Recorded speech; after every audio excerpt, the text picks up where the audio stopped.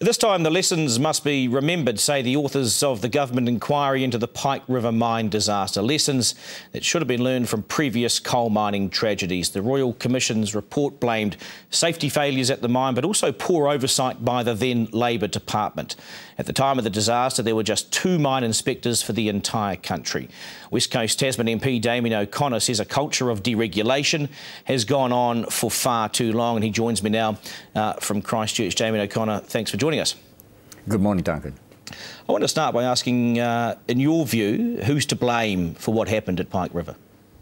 Well, clearly the company was in charge. The Department of Labor had oversight, and there were many factors.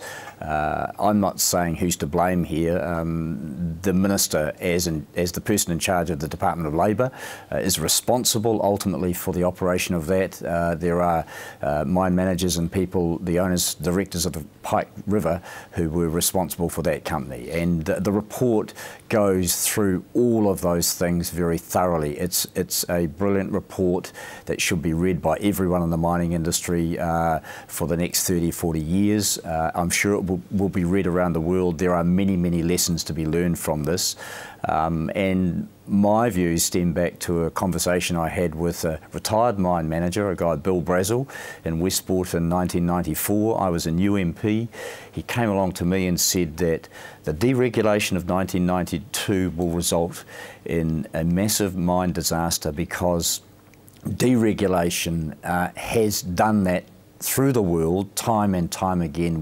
When we forget the lessons of the past, we tend to repeat the failures into the future, and unfortunately he was so right. And Damien, your government, your Labor government, took office exactly 5.5 months later, 5.5 years later after you got that warning. You had 3 ministers of Labor, Ruth Dyson, Margaret Wilson and Trevor Mallard.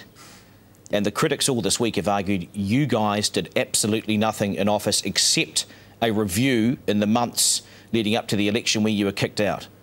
Look, that's absolutely untrue. We did make major changes in health and safety. It didn't recognise the unique aspects of coal mining enough early on, but post-2006, when there were 2 tragedies, there was a review initiated, and there were recommendations that came back to us in 2008 that weren't acted on by the minister who came in and took over at that time under a new government. Yes, of course we could have done things better, but we had made progress. The problem was that that progress wasn't continued. But those recommendations, as you know, in that review were set up around small mines, 20 workers or less. Yeah, well, that was wrong. You know, I think what we've got. That was wrong from your government. Is that what you're saying? It was wrong from your government of the day?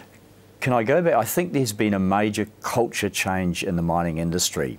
And why I've pointed the finger at Solid Energy, they were part of the process of deregulation in 1992. We had a national government determined to deregulate anything they could get their hands on. They deregulated electricity, they deregulated housing and mine safety. What happened was that the companies were happy to accept that. They got rid of the experienced miners, they got younger guys in who were enthusiastic. They didn't know the dangers and the lessons of history, and in fact the company was happy to carry on with that, lowering their costs, not having the oversight of mine safety that was necessary. What I really want to know though, Damien, is do you accept though that your government of the day, over that 9 years, didn't do enough? It's a very simple question and direct question.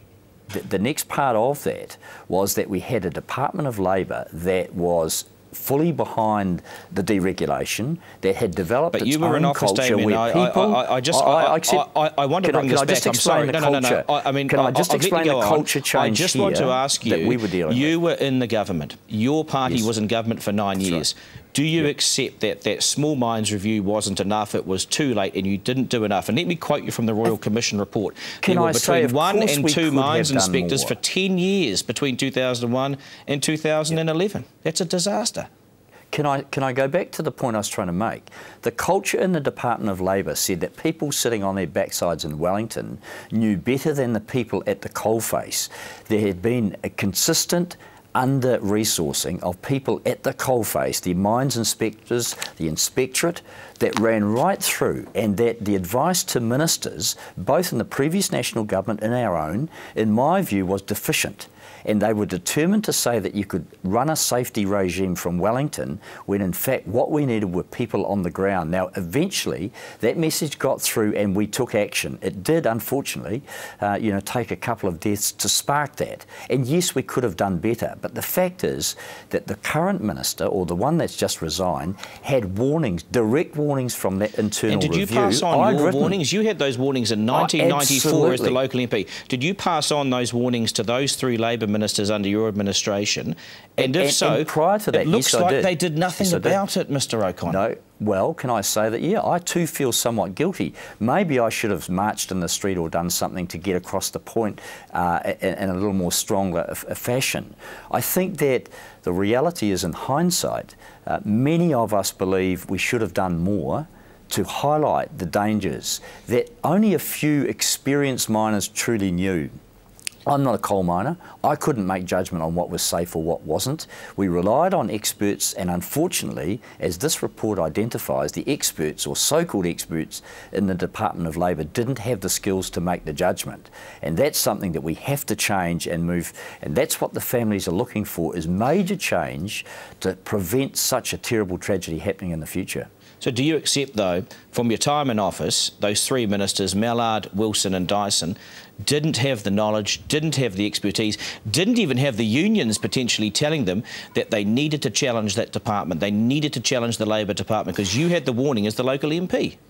Can I say that the culture had changed to one where the guys thought the company knew best. Those are the miners themselves. They were incentivised to work harder. They were unaware of the historical dangers around coal mining. With a few exceptions, there were some experienced miners and a few union reps who I dealt with directly who said, look, we've got to do something about this. We did try our best. We ran up against the gauntlet of a Department of Labour determined to you could have changed the law, Mr O'Connor. You're in government, you're legislators, that's what governments do. Did you not think, did you not have advice from the unions as a minimum, EPMU potentially, your members within the Labour Party, to change the law? The coal miners themselves were perhaps unaware, because of the new generation of miners, of the danger that they were actually working in. There were some exceptions. Those members weren't demanding of their own union that things should change in the way perhaps we should have. I should have been more forceful. They should have been more forceful. I think the whole community, when it knew that things weren't quite right at Pike River, should have been more forceful. Hindsight's a wonderful thing. This report accurately identifies all those faults.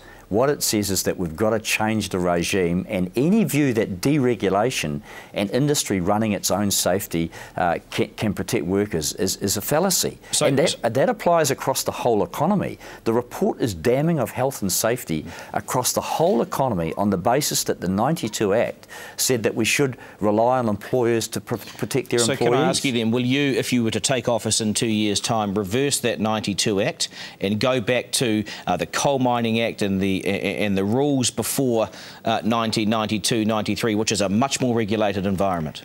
Yes or no, Mr. I'll be fighting. David Shearer has said government needs to be more proactive. We're looking at private members' bills to do two things. One is corporate responsibility, corporate liability.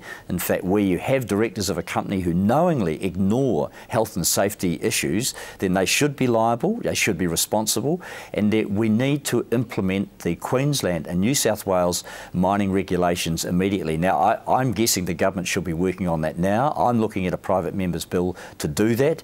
Yes, as an incoming Labor government, I'm sure that we will do everything to make major change to that 92 Act and to give better protection to miners, because they need it. All right, Damien O'Connor out of Christchurch, thank you for your time this morning.